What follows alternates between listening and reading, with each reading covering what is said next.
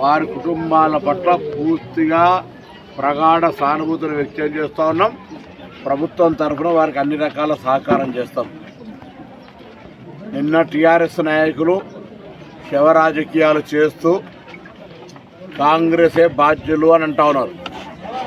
మీకు తెలుసు, ఈరోజు గత టీఆర్ఎస్ ప్రభుత్వ వైఖరి వల్ల, గత టీఆర్ఎస్ ప్రభుత్వ వైఫల్యాల వల్ల, గత టీఆర్ఎస్ ప్రభుత్వము బిల్లులు ఇవ్వని కారణంగా ఆర్థిక సంక్షోభంలోకి నెట్టవేయబడ్డది సిరిసిల్ల.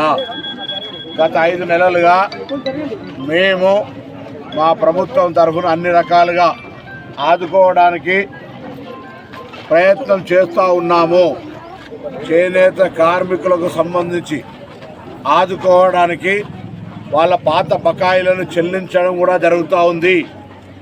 అదే కాకుండా చేతి నిండా పని ఇచ్చే విధంగా ఆర్వీఎం కావచ్చు, ఇతరత్ర ప్రభుత్వ అవసరాలకు ప్రభుత్వ సిబ్బందికి ఉపయోగించే లేదా ప్రైవేటు పాఠశాల రకరకాల అంశాలకు సంబంధించి గతంలో ఇచ్చినటువంటి ఆర్డర్ కంటే 1 మీటర్ రూపాయి ఆర్డర్ ఎక్కువ ఇస్తాం. పని లేదు మాకు అని బాధపడే అవసరం సిరిసిల్ల నేతలకు రానియం.